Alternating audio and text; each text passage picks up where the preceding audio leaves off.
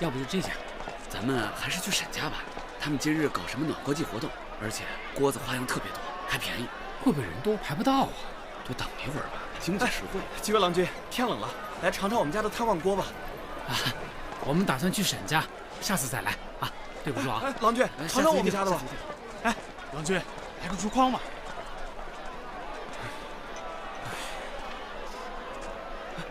郎君，今日客人全都去了沈家，也不知道他们又耍了什么新花样。往年这时候，都是咱们桂香的炭旺锅最受欢迎啊。桂香的炭旺锅是一绝，去岁原来9次想要学着做，低价上卖都没赢过我的。这沈家到底用了什么手段？要不咱们也去瞧瞧？也罢，先静观其变吧。实在不行，把价格降一降。哎，二老弟，来我们家，别走啊！这。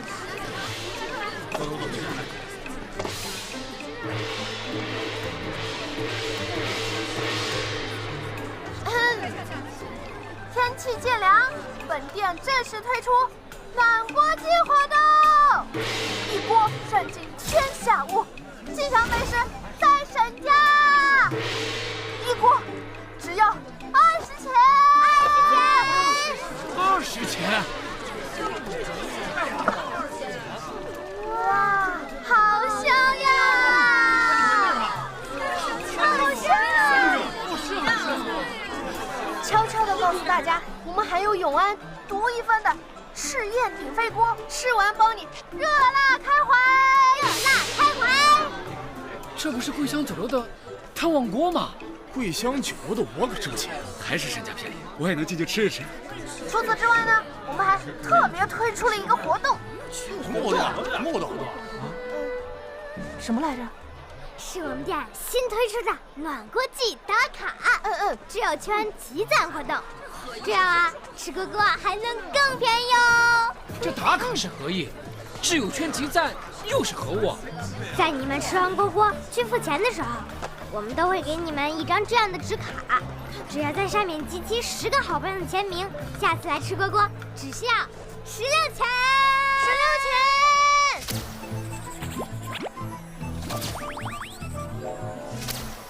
16钱，这么便宜啊！快吃啊！快点打成锅了！是多大啊？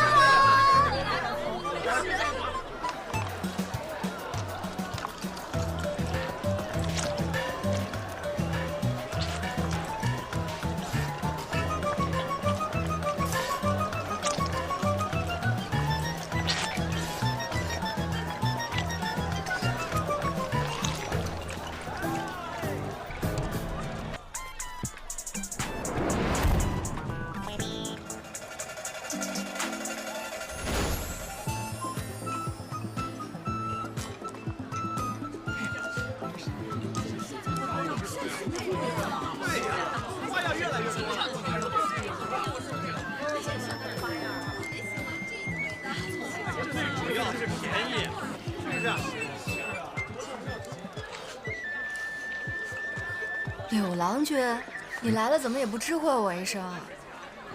这暖锅如何？你是行家，可有什么说的？沈娘子这话折上了。我们原是做了好几年炭旺锅的，如今却是降价都比不上你。今日一试才知，沈娘子竟能想到以辣潦草代替茱萸做汤底，食之辛辣，颇有回味。我们说的不冤。我也觉得茱萸不够辣。不过今年我们家14能有这么多食客，不过是大伙吃个新鲜。等到明年后年，大伙对暖锅习以为常，可就不好说去谁家了呢。走。沈娘子言外之意，我们的较量不在今年，而是在往后。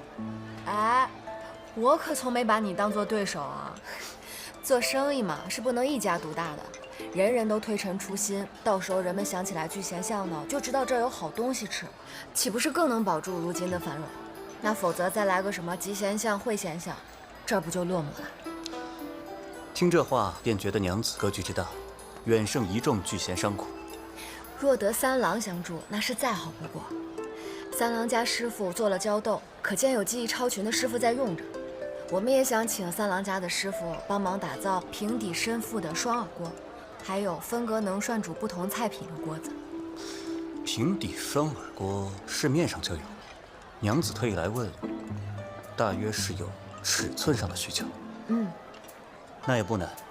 分隔的锅子，魏之仲有载，曹丕曾给相国送过一个五叔符，大约就是你说的那样子。只是沈娘子，某帮助了你，又能得到什么？柳三郎可知道，将蟹腿肉剥离压在一起，可制食材名为蟹柳。咸蛋黄可以注入油条之中作为馅料。虾肉加蛋清碾成泥呢，可制食材名为虾滑，将虾滑注入油炸面筋中，又是一道新菜。这些配方便是蟹礼。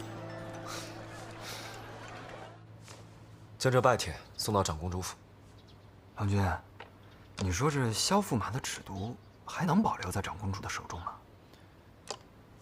他出事之后，身边的人都没再见过那些尺牍。萧五郎谨慎，不会将这些东西放在他处理公事的地方，更有可能是在家里。哦，这是阿元刚才送来的。哦，去吧。是。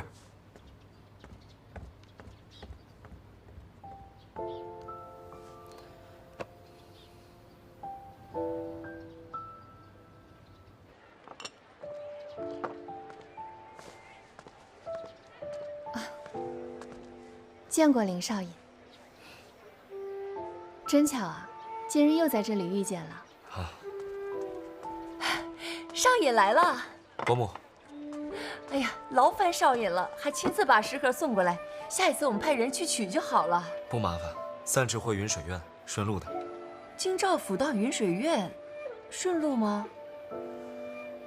顺。哦，少爷还没吃晚饭吧？留下来跟我们一起吃点儿。哦，正好景文娘子今天去那个新教庵祈福回来晚了，家里没留晚饭，就在我们这儿吃了。刚好阿季做了新品锅子，少爷留下来品尝一下。多谢伯母。不客气。来来来，少爷这边请，快快快。来，少爷坐这儿，请坐。来，景文娘子，快坐，请坐。你们先坐一下啊。哎呀，这真是天定的缘分，这都能碰上，简直就是绝配。来来来，你们看，这是我们今日新上的，这是为了搭配暖锅吃的甜品。这个呢是赤豆芋圆，这个是水果捞，你们慢慢品尝一下啊。多谢伯母。多谢啊，不客气，我先过去忙了啊，快。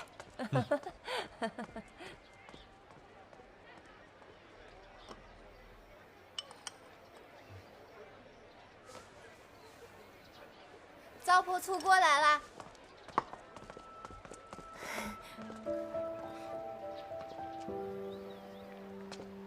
少爷，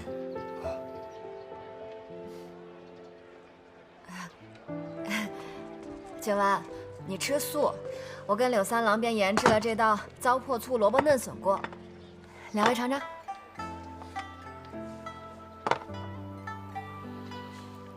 这锅子有股酸腥味儿，闻着甚是开胃。那多吃点。糟粕醋羊肉萝卜锅来喽！那我帮你。景文，你吃素，少颖呢，你口味也淡，你们两位一块吃哈，我们吃荤的那桌去。快快快，坐下来吃了。啊，请。请。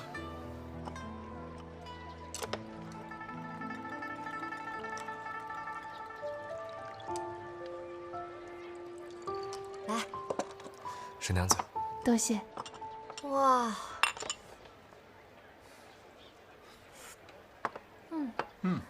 快吃，吃。来，先盛汤啊。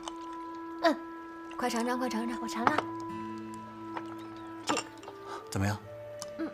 好啊。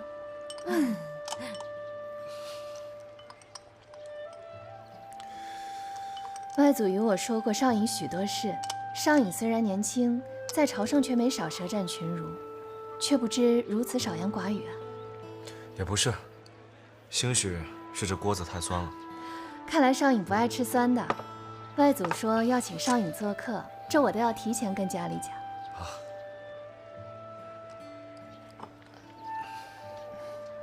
哦，哎，某还有件事，想与沈娘子商量一下。啊，啥事儿？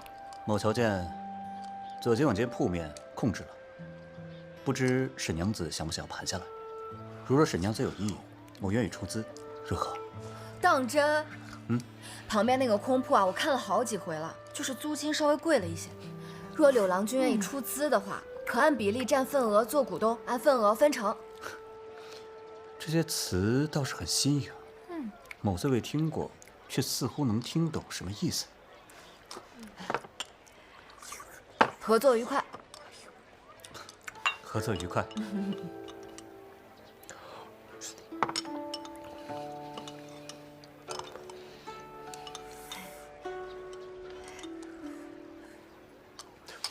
稍等，这里面有块羊肉，兴许是不小心混进去了。多谢，若非少颖提醒，我就破戒了。怎么不炸？啊，这萝卜羊肉锅煮久了，有点酸。酸吗？不酸啊。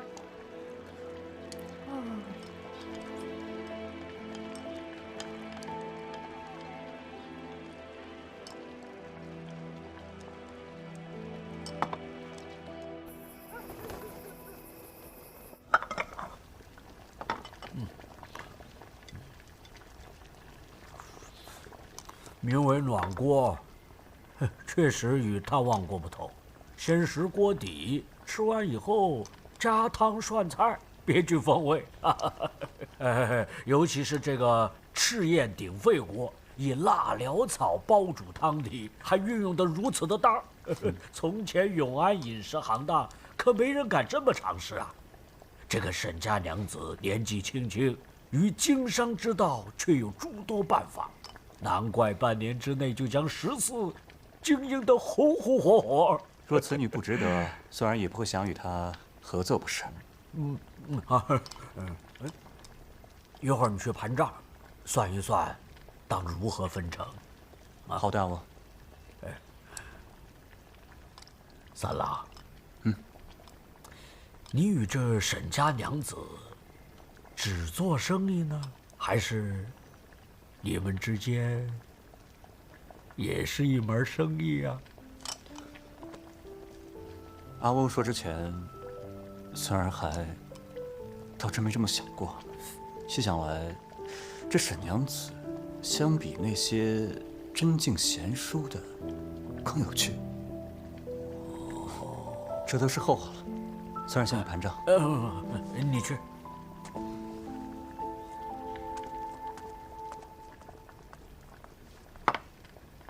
明日一早去沈家。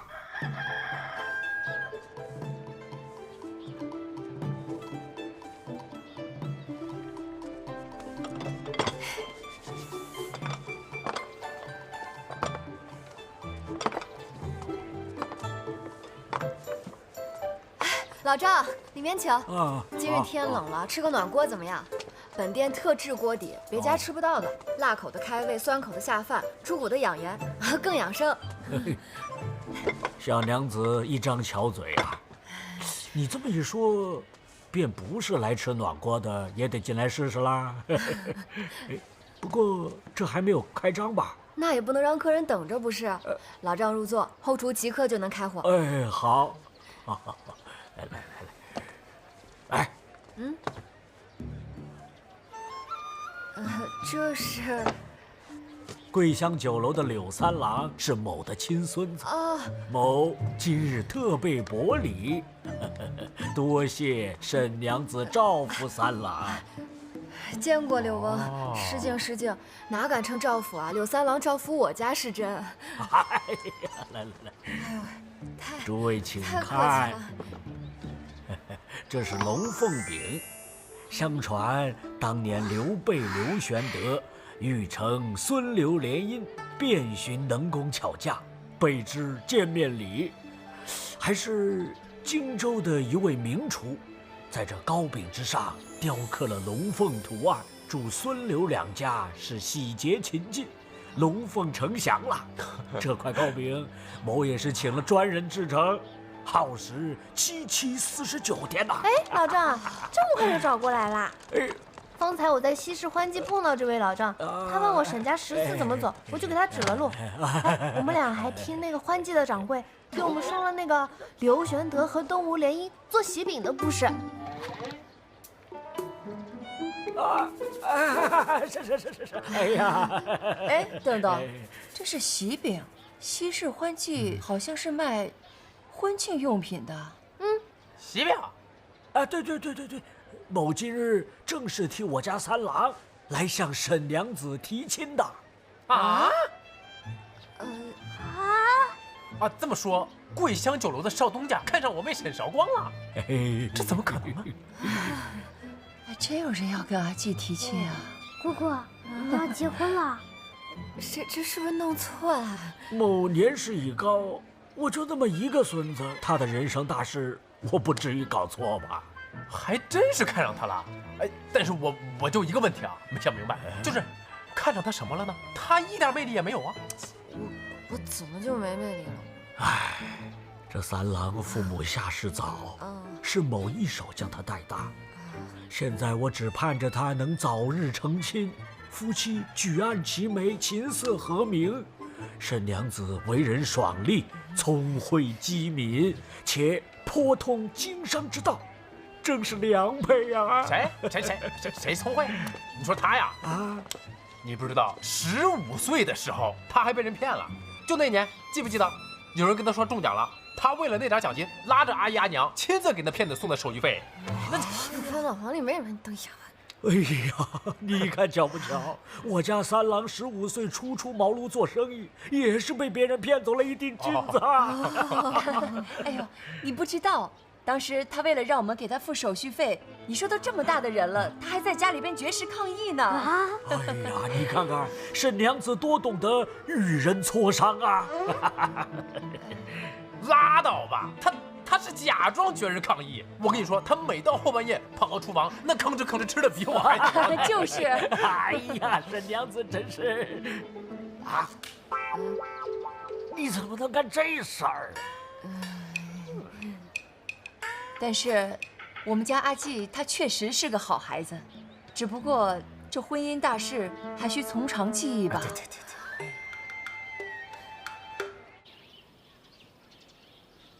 这是沈家14为暖锅搭配的甜品，殿下尝尝。林少爷特地专程跑一趟，不只是为了给本宫送吃食吧？殿下心如明镜，某自然是有事相询，是裴斐的事。看着这些小食，本宫突然觉得有些饿了。刘长，快晌午了，去沈家14订些餐食过来。是。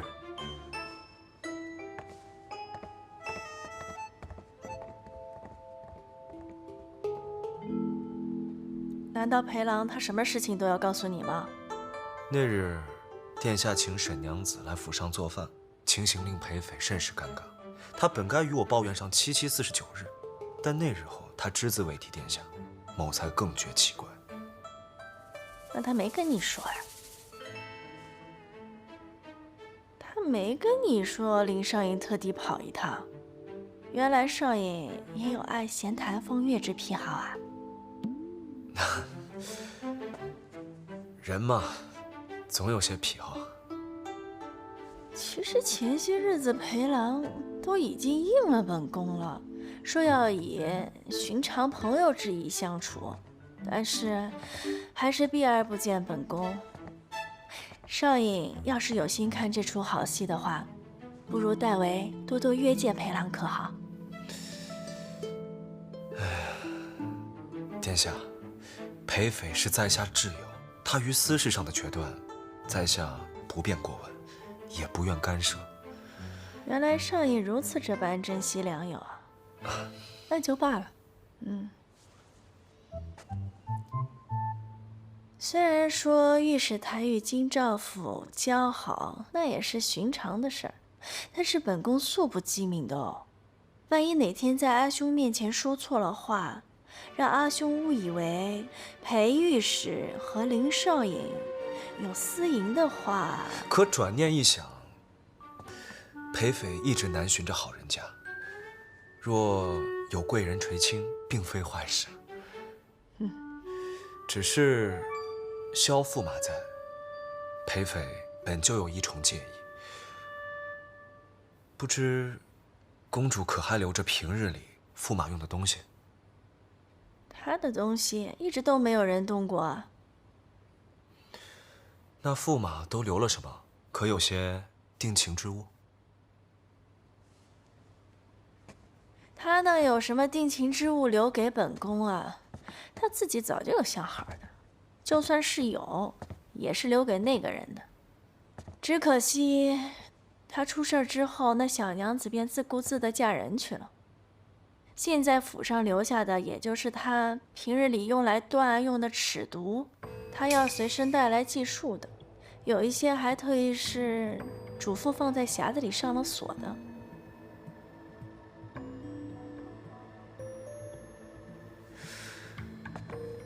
救人之物，若是叫裴斐瞧见了，恐怕反而让他更难亲近公主。某素来仰慕萧五郎，竟不知他还留着尺牍，想来都是些旧案，也不怕泄露。不知殿下可否借在下一关，在下定妥善保管，也不至于叫裴斐见了退怯。少颖如能让裴郎吸取眼前人，少颖想要什么都可以。老君，殿下可要用膳？才是呢。本来是想去沈家14订饭的，可在路上听说桂香酒楼的东家在跟沈娘子提亲，14暂且歇业了。在下还有公务，先告辞了。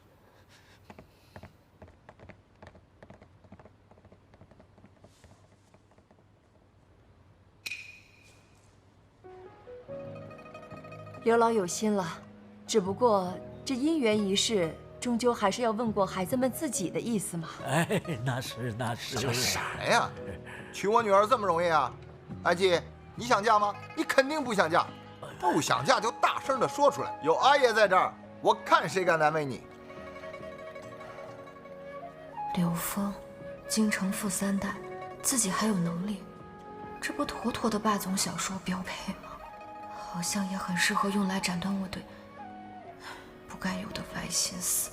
哎呀，我说阿季，你怕什么呀？你倒是说句话啊！我没有。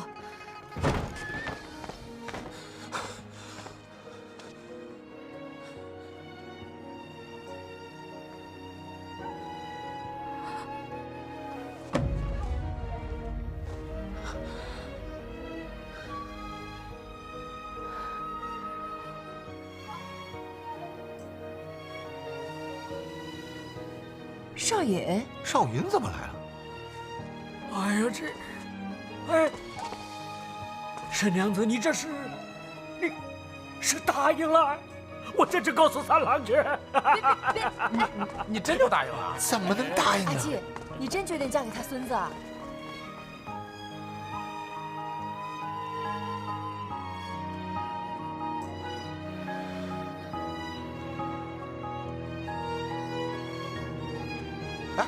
少云怎么走了？对呀，他到底来干啥来了？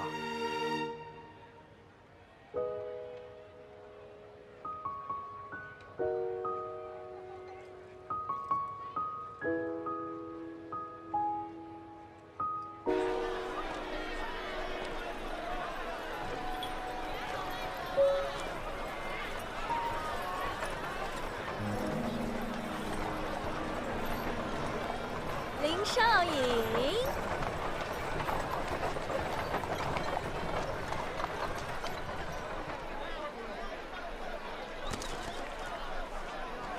本宫跟了你一路，你却不曾察觉。殿下，少颖之前说已经有心仪的人，原来是沈娘子啊。那有人与沈娘子提亲，你不曾阻拦？连阿兄意思都敢服的人，你却不敢对小娘子表明心意。他自有抉择，我不能罔顾他的意愿。你若是真能甘心，那也罢了。可你瞧瞧你这张脸，你是不想说，还是不敢说？那可是有差别的。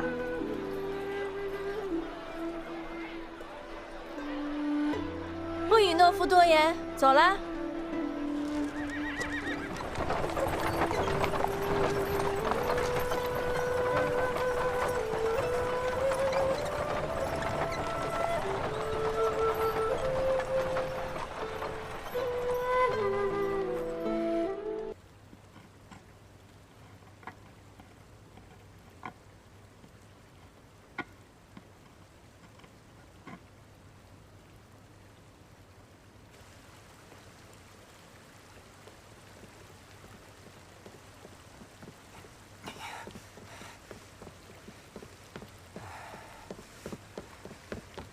郎君，郎君，郎君，那柳三郎找上门来了，现在正在园子里跟沈娘子说话呢。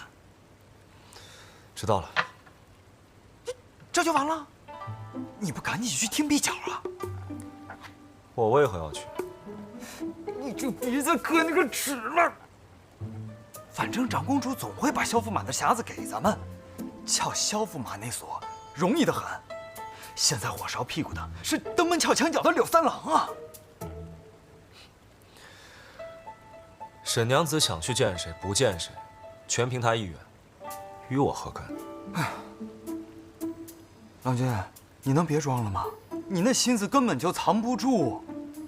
哎，那沈娘子送你的衣裳，就那么宝贝的叠着，送你这靠垫儿，你看，我碰一下你都不让。还有那杯子，整日就那么捧在手心里头，我就是再笨，我也瞧得出，你喜欢它。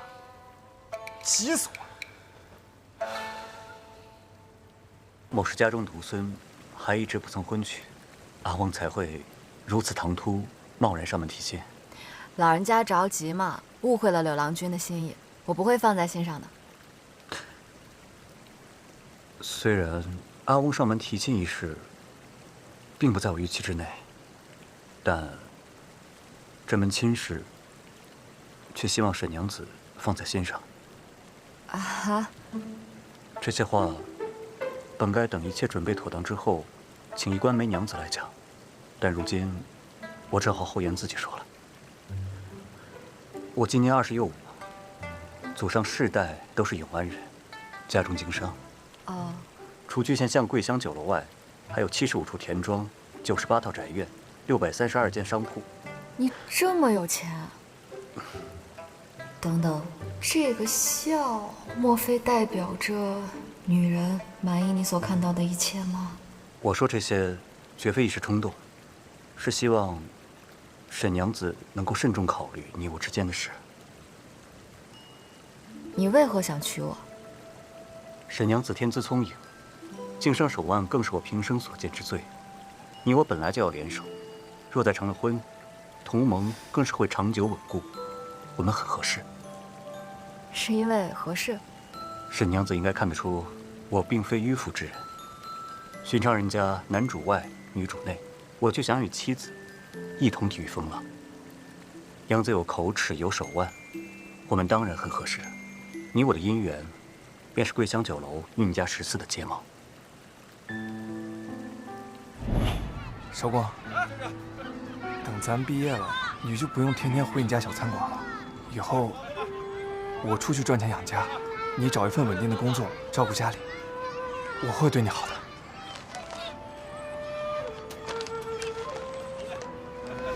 沈韶光，我现在是有好工作的，和你不合适。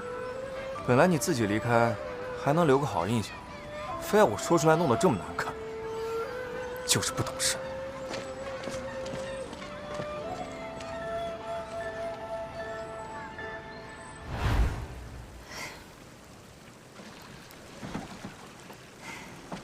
柳郎君，是我不能答应。柳郎君家世又好，品行又端正，是不可多得的良人。但我与你对婚姻的看法实不相同。沈娘子，不必这么快宣召托辞。我明白，事出突然，但你我二人确实合适。不然，沈娘子再多几天时间考虑。抱歉，我已经想好了。柳郎君稍等，当时刘老走得急，我没来得及将喜饼退还，这就去取来。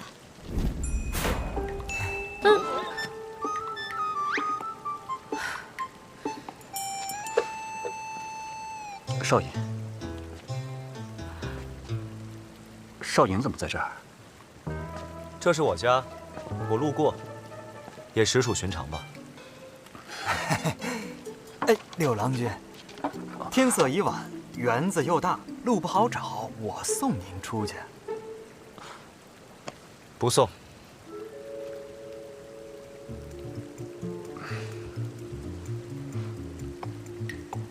这边，请。哎，走走，这边。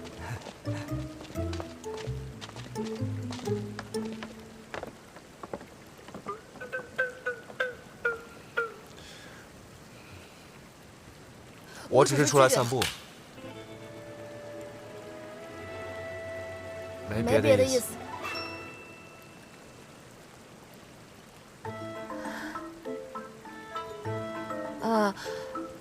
散步，散步，好啊，好散步。等等，少爷，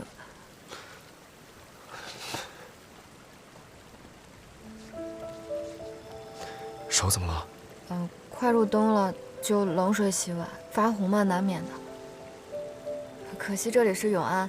要是在未来乡就好了，未来乡有一个机器叫洗碗机，可以自行洗碗，这样冬天到了也不用碰冷水，手就不会生冻疮了。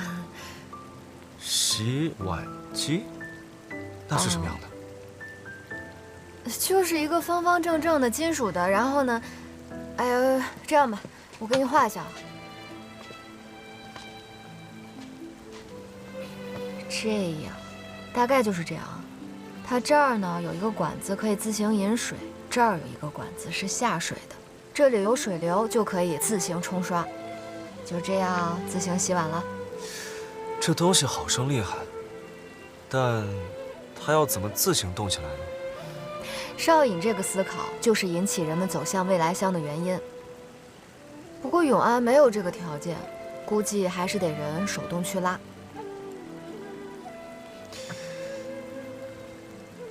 你很喜欢这个洗碗机吗？以前家里没钱，买不起洗碗机，我就想我要赶紧长大，自己赚钱买。然后我好不容易长大了，赚钱了，我买了洗碗机，就来了永安，结果再也用不上了。我因为这个还挺难受的。那我家里人都觉得不过就是一个洗碗机罢了，怎么会不开心那么久？小时候一直想要却不可得，就会执念格外深吧。而且，你这不是从来没有得到过，是拥有复又失去，当然会更难过。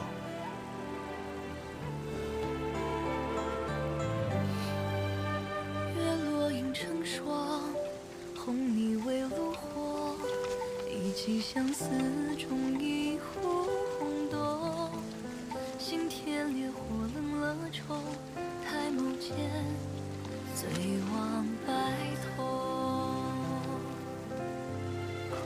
不如把未尽的红尘长投入河，下雪都是歌，到尽头却说不要让真情红灯后，相逢心痛许下。我明早还要吃饭，我先走了。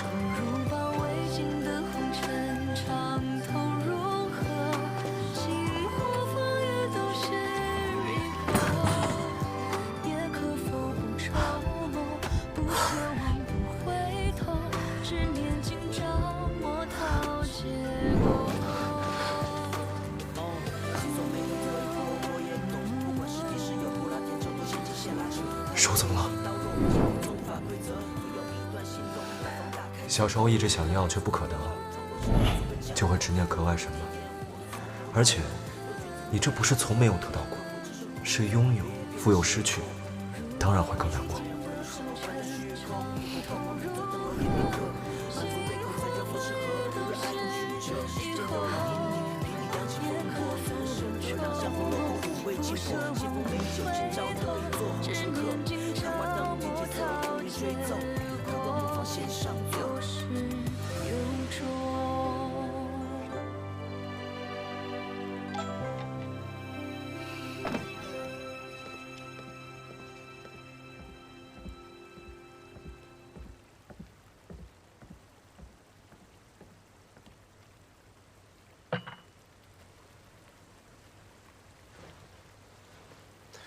刘长，我想清楚了，我心悦沈韶光，等到查明真相，为崔家证明之后，我去向他提亲。郎君，你终于想明白了啊！太好了。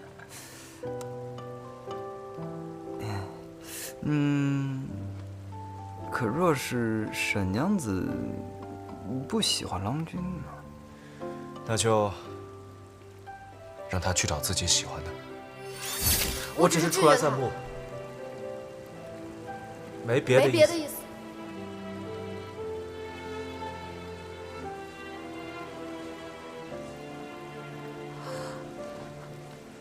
我明早还要吃饭，我先走了。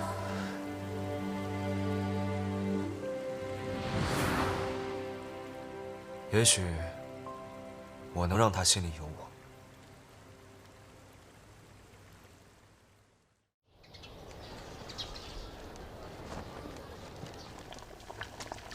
沈二郎，请，这是沈家刚送来的暖锅，趁热吃。一直都说要请你，可是一直都是被你请，真是过意不去。好吃。不瞒你说，今日宴请是有事相求。冉兄，你直说无妨。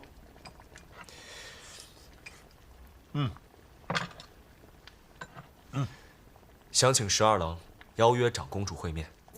啊？你这不为难我吗？你不是不知道我跟长公主，我们才是朋友，你怎么反倒去帮长公主呢？其实，我也觉得很抱歉。是我有一件重要的事想请长公主帮忙，但唯有请动十二郎，恐怕这件事才能办得顺利。我实在没有别的办法。若十二郎愿伸出援手，我会尽我所能补偿十二郎。拜托十二郎。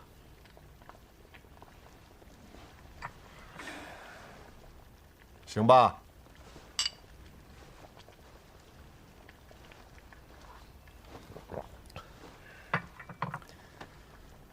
其实你我自相识以来，倒是你啊，着实帮了我很多，本就是我欠你的，为难你了。哎，不敢，冉兄，你我虽然相识不久，但我隐约能够觉察出来，你似乎有些秘密啊。不敢，冉兄，你放心，我不会追问的。你以后有需要帮助之处，但说无妨。某虽平庸，但要为了你这个朋友舍身取义，拔刀相助。多谢十二郎，你我不必如此。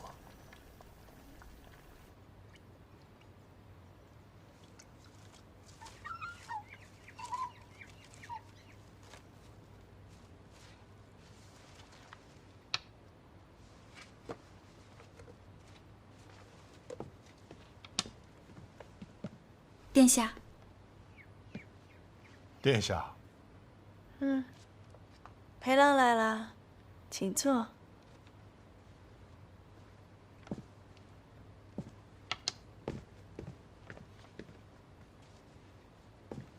裴郎可精通棋艺？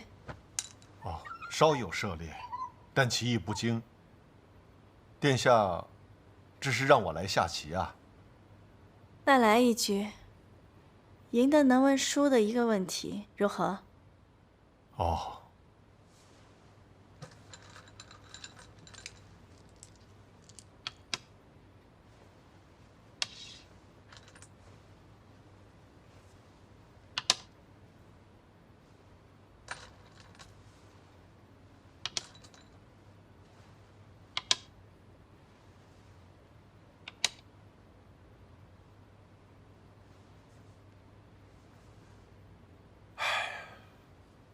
输了。那按规矩，本宫问你一个问题。殿下，请问。请问裴郎，裴郎喜欢狸奴还是细犬？啊？狸奴吧。下一句。这就问完了？嗯。哦，就问了这个。其实我小的时候养过一只狸奴，名唤2两，后来被我的堂兄给弄丢了。但我的堂兄并不愿为此向我道歉。在他眼里，2两跟我一样，无足轻重。从那儿开始，我发奋读书，我一定要出人头地。可是我这个人资质太平庸了，慢慢的，我也接受了自己的平庸。可是我再也没能找回我的2两。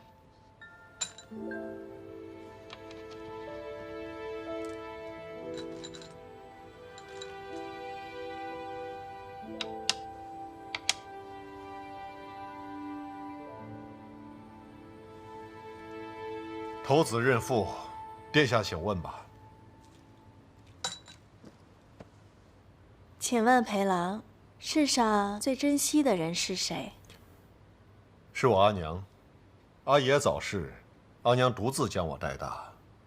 自我入京的第1日，我便发誓，待我长了俸禄，要把她接到京城来跟我同住。可是这些年了，他们一直都不给我涨俸禄。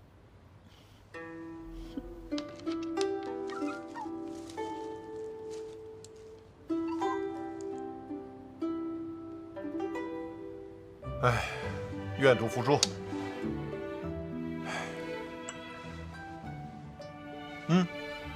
殿下请问。最讨厌的人是谁？那就多了，比如把2两弄丢的我那个堂兄，是我阿娘克夫的我那个四伯，还有，哎呀，反正很多，我都说不过来了。裴郎从小事到大事，大大小小的事情，本宫都知道了。本宫就问裴郎，有没有过后悔的事儿吧？当然有，比如七夕的诗会。不，这，殿下恕罪，殿下恕罪。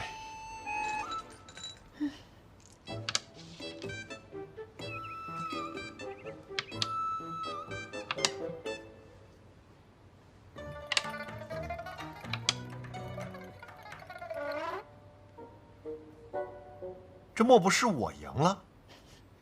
当真是我赢了，是不是？恭喜裴郎！那按规矩，裴郎可以问本宫一个问题。那我便问公主方才问我的问题吧。可否有什么是让公主殿下感到后悔的？我李如欣后悔嫁给萧五郎，此后事事不如心。作为公主，我无甚可悔，但是作为李如欣，我不痛快。阿爷为了自己的情谊，也为了萧师伯能够更好的辅佐长兄，将我嫁给萧五郎。萧五郎本就有自己的相好，我们就是一对可怜人。成婚不足半月，他便失足坠马。我本可以将他要死，但我觉得他也是个可怜人，从此便将大好年华日日夜夜地蹉跎在照顾一个长眠不醒的人身上，此生再也不得解脱。呀，没想到竟到如此时辰了。裴郎，不如用完饭再走吧。算了，是我越界了。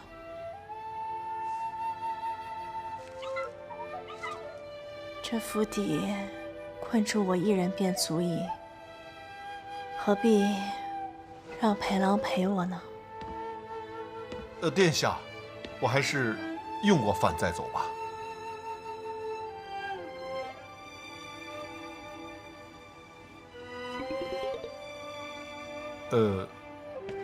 朋友嘛。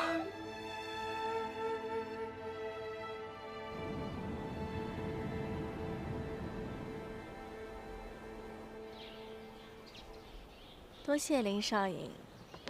昨夜本宫与裴郎相谈甚欢。昨夜，少尹，驸马之前的东西，悉数存于此处。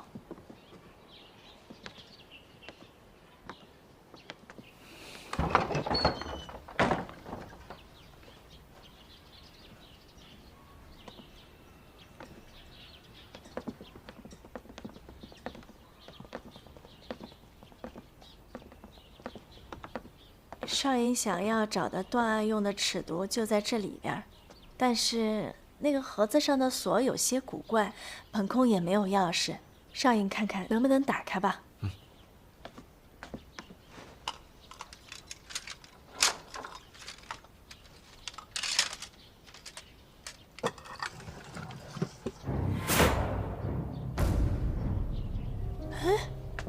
怎么会这样？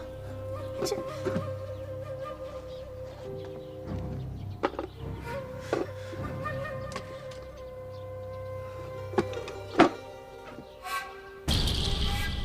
殿下，这盒盖上的掌印痕迹，边缘极为清晰，且未有星辰覆盖，看来贼人是刚盗走尺牍不久。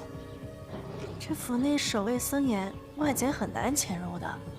驸马当时是随身都带着钥匙，他出了意外之后，钥匙也遗失不见了。不会是驸马醒了？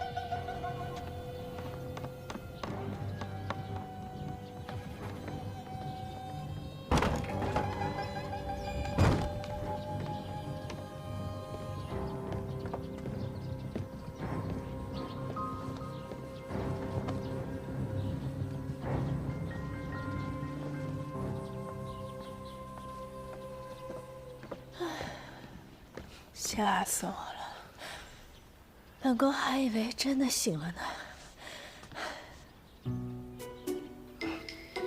本宫不是那个意思啊，本宫也是希望驸马能够早日康复的。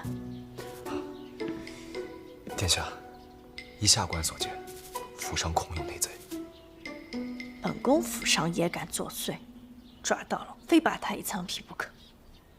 来人！去进帐府报官。殿下，下官已经在这儿了，不必舍近求远。哦，也是啊。殿下，既已有内贼，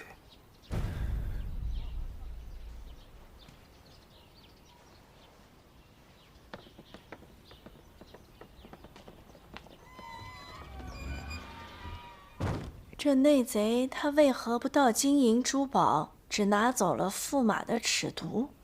他拿那没用的做什么啊？于殿下无用，于他人却不一定。近来府上可有生面孔？自从结识裴郎之后，久未添新人了，连原先的都遣散了不少。府上都是官奴婢，即便开府时巡的部区，也都要登册，绝不可能无令擅离。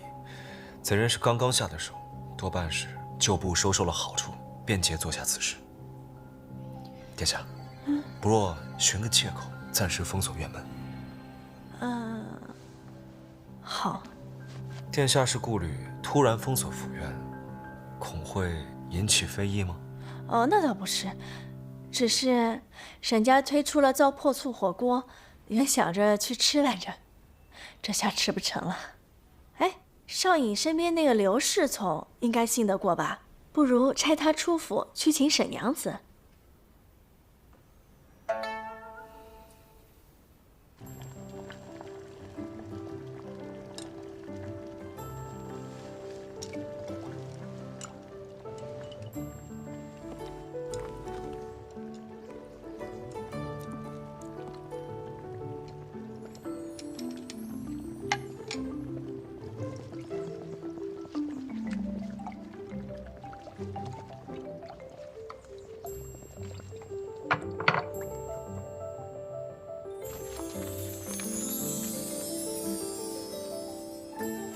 哇，这又是什么新鲜玩意儿？好生有趣啊！回殿下，这是民女一家新研制的小吃，名为冰糖葫芦。冰糖葫芦？这竟是糖？正是用糖熬制成的糖浆。竟然能将糖做成如冰般薄脆，还裹附着山楂。殿下喜欢就好，山楂开胃健脾，冰糖生津止渴。我们还打算多做一些花样，在店外的档口售卖。殿下若喜欢，我到时候再送些来。好呀，好呀。殿下，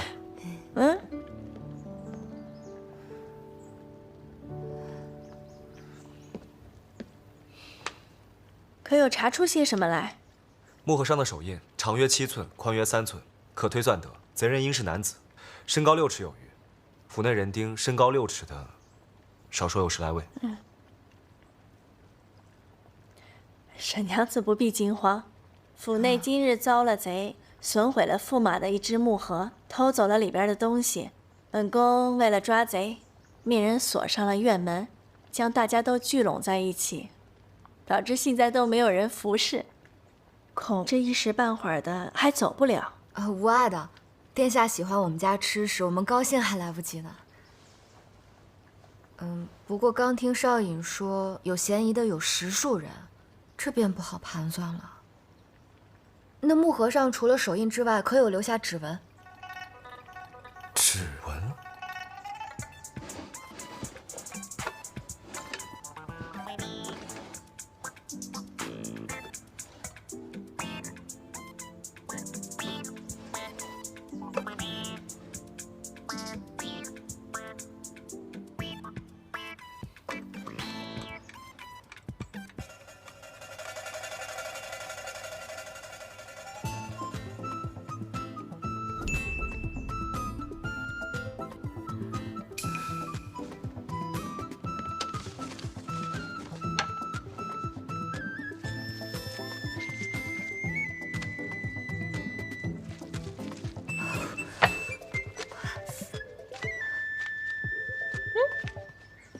这是要干嘛呀？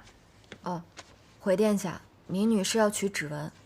前朝早有发觉，每个人纸上的纹路呢都有这个罗基之分，契约文书也多用指印按压，那纹路便可以辨明每个人的身份。你们方才说这木盒久无人触碰，发现被盗后，你们都没有碰过上面的锁，那这上面的指纹肯定也是同一个人的。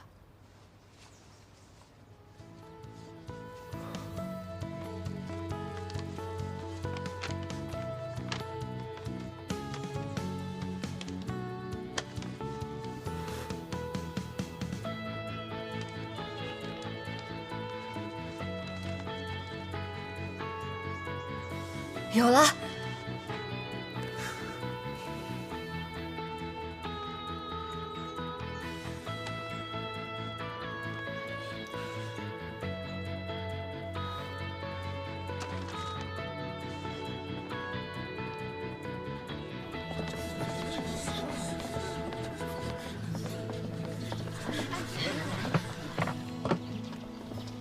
今日太子殿下骤然来访，为周全故，暂且关闭府院。长公主殿下念及诸位不便，赏每人1贯钱。来，挨个排队领钱。领了的那个手印，我也好向殿下交差。李生在。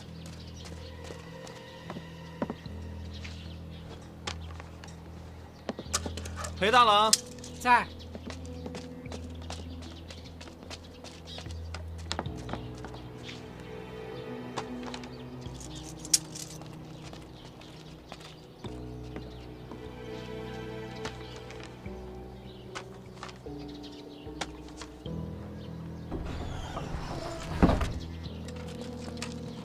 太子殿下另有公务，今日不能来了。府门已开，诸位请自便。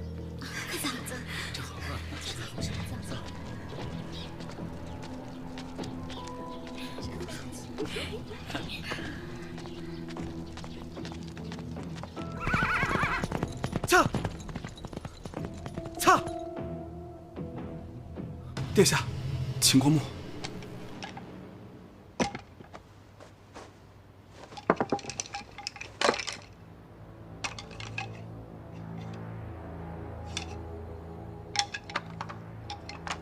这字迹不一样啊，尺牍是假的。小然可是亲手从萧驸马存放尺牍的盒子里面偷出来的。你盗出尺牍之后，立即离开公主府了。小然也是担心惹人起疑，打算趁着武后换职再出府去。谁知长公主殿下因太子殿下到访，武后便关了院门，小然便一直将尺牍藏于房中。待府门开了，小人才快马回了素水城。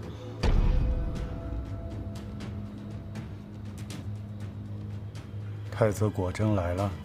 兵卫，可太子平时与姑母亲后，平日里也是说来就来，说不来便不来的，瞧着并无异样啊。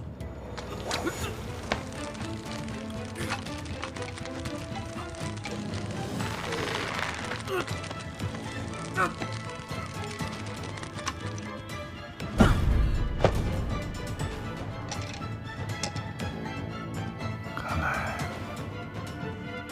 安然已经发现了。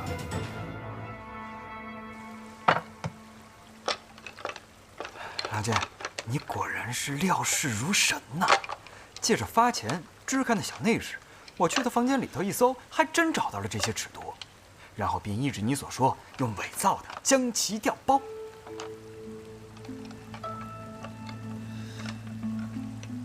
玉关一案疑点颇多，刘长，萧五郎真的急了，难怪他们要来偷，他们是一直派人盯着我们，因为我接近长公主，他们担心露馅，所以才不得不贸然在公主府行窃。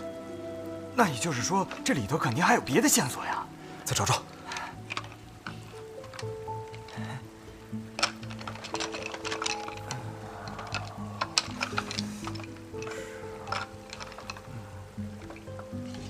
哎，郎君，这块儿怎么没写东西啊？萧五郎原本在上面是写过东西的，看来是他擦掉了。但是他很犹豫，所以擦的不算干净，还是能依稀看清上面字形的模样。崔庸，什么有二之，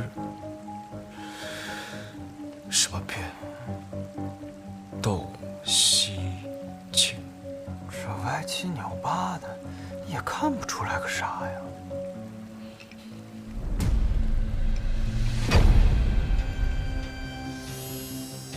崔宁故有二郎，原为之立变，一夕竟异其词。你这眼睛也太深了吧！二郎，阿郎有行二的朋友，有吗？阿爷的门生中，确实有位行二的。我打听了这个人，那位宋瑜的葛大娘家三哥的媳妇儿的表弟的二舅妈的儿子的把兄弟，就是那个当金吾卫的。他说，20年前，赵寻之是京兆尹的门生。赵寻之，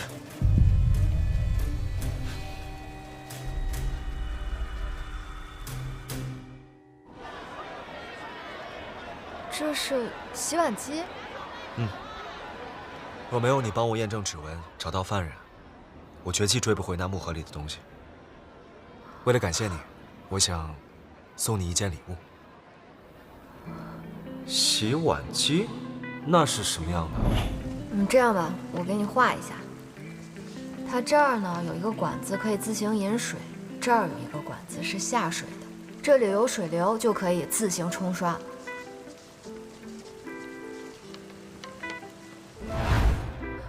你真做出来了？我只是随口一说的。那晚你画的简单，也没说太多。我思来想去，还是不知道如何让它自行运转，只好退而求其次，做了一个手拉转向。要不要试一试？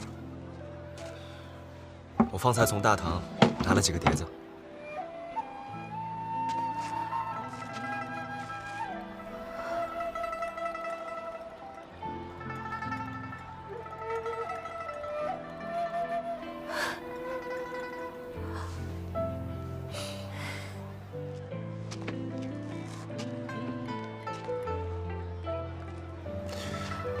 这是水阀。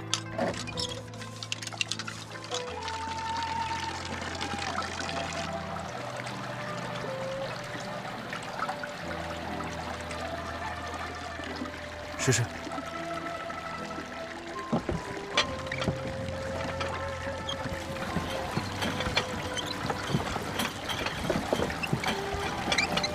真的能洗碗啊？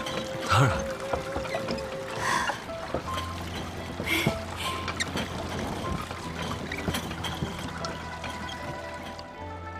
少爷摸索着做这机器花了很久吧？没有耽误你的正事吧？没有，这很好做，不耽误。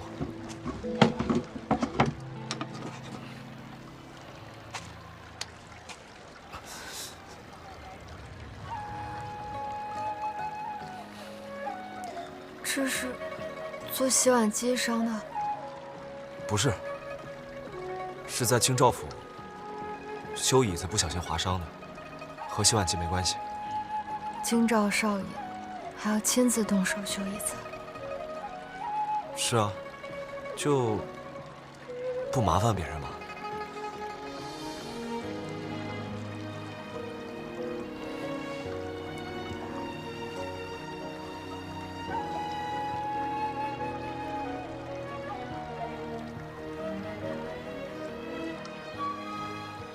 少光，你是不是心里多少也是在意我的？我不是，我没有，一点都没有，一点都没有，我从来都没有。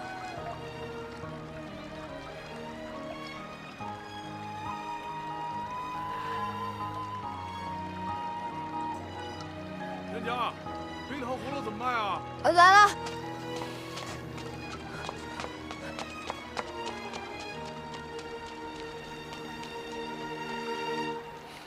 店家，你这冰糖葫芦怎么卖啊？冰糖葫芦5钱一串，卤鸡爪糖葫芦食材特殊，就稍贵一些，8钱一串。卤鸡爪也能做糖葫芦啊？万物都能做糖葫芦。哎，那又是什么？我想要。啊，这个是辣条糖葫芦，里边呢是带辣味的面筋，我们家泱泱最喜欢了，尝尝。尝尝，好吃吗？外面甜，里面辣，好吃哎！好嘞，店家，我就要这个了。啊，多谢，回家了。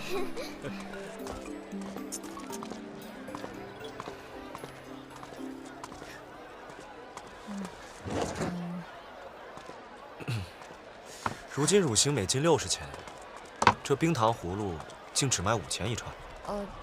这个不是乳形做的，这个是扬州来的蔗糖，也不便宜。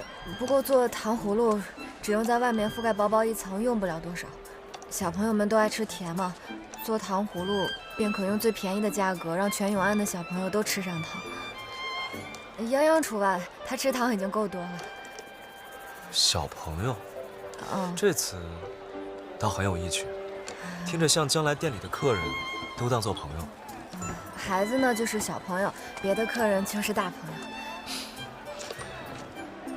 你和你家里人总有这样那样的词，有时候我会以为你们与我不是一朝的人，但总是更有趣，会令我想就这样一直下去，和你们，和你，永远都不要改变。我来吧。怎么只有你一人在14？一直没有找到合适的夫子，阿兄便都带泱泱去见见。阿姨阿娘对阿兄不放心，便也跟着一块儿去了。阿仁染了风寒，我便让他别管店里，去看医师了。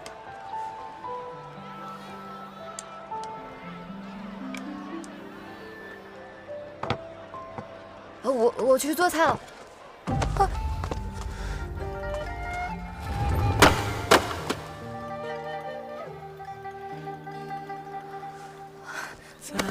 寂寞余晖在眉宇，风里摇摆，云下绚丽。听，一次相动就一醒，真情或只可回忆。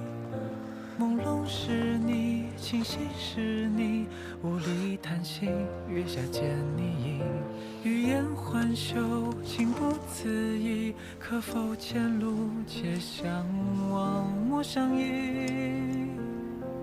韶光，你是不是心里多少也是在意我的？连冰淇淋洗也不尽，识破我捂热的心。慧玲，我想就这样一直下去，和你们，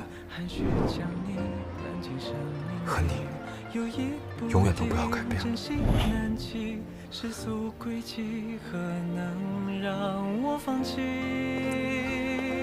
当奔赴向你乱了思绪，坏我沉溺，我竟还是他为假期，心一动是风吹开了最轻的涟漪，是谦虚缠落的苍泥，残够了一生因你而去，百里佳绩，要流浪的心今后归来故里，遥遥不可及的靠近，要生是更替，只有我们不着不疑。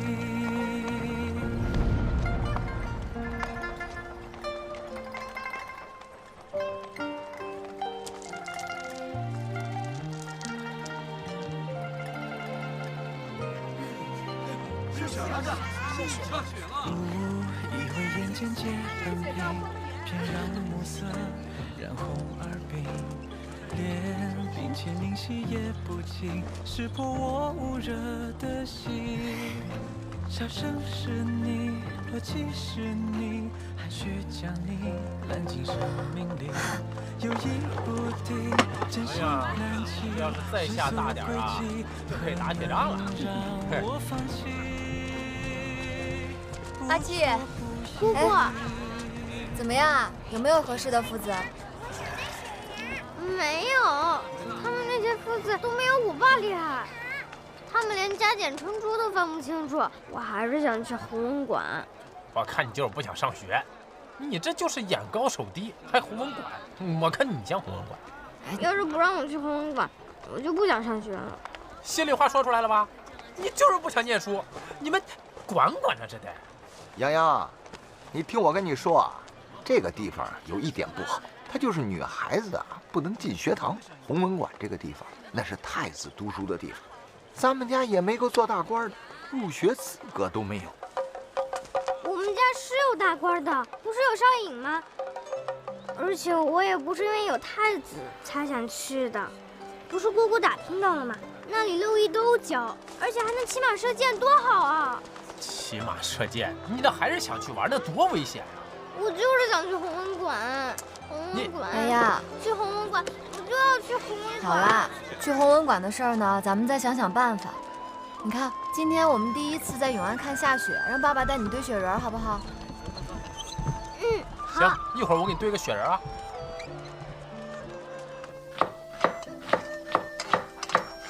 我觉得不管泱泱是借口还是真想去弘文馆，咱们真得想想办法。确实时代有限制，但是我想过了，我们不能真的把泱泱关在家里边念书，要不然他都不知道该怎么跟同龄人相处了，眼界也会变窄的。那弘文馆可不是一般的地方，出入的可都是贵族，一般人你根本进不去。再说了，女孩子不能上学堂这事儿你怎么解决？你还是不能女扮男装吧？哎，女扮男装也不是不行啊。不是，女扮男装，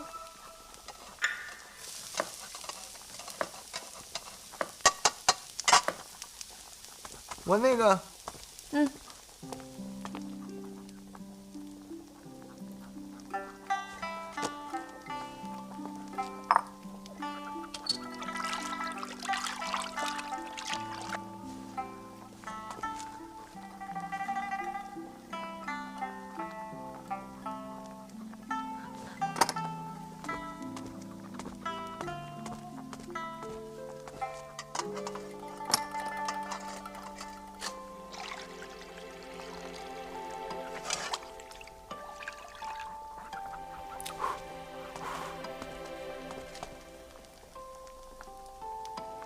天儿凉了，要不要暖暖身子？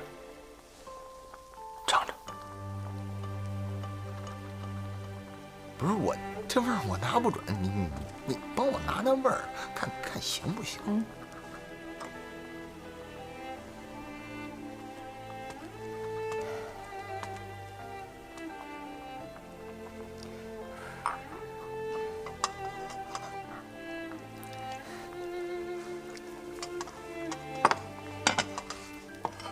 之前我执意要带全家人去素水城，险些把家人们带入了危险的地方，是我不对。自从来了永安以后，我也发现了，我确实是有点自大。其实不只是你的问题，你是有点毛病，但是关键时候都没有掉链子。无论是素水城那次，还是其他时候，只要遇到危险，你都挺身而出，挡在家人面前。我也知道我自己脾气不好，不能老是一直让你忍着，我也该改改。是我出了问题，怎么能让你改呢？是吧？要改也是我改。不是，是我有问题，我脾气太大了，我改。不是，那个，我的问题肯定是比你大。要改还是我先改？我脾气大，我这都属于家暴了。我这老是给你气受，给我吧。你是我老婆，就算你出了问题，那也是我的问题，永远都是我的问题。我先改啊！行，你好，还是你问题大，那你先改。我改。傻样。那我要改好了以后，我能不能就？最近天气凉了，在大堂睡觉容易着凉，搬回来住吧。哎，好。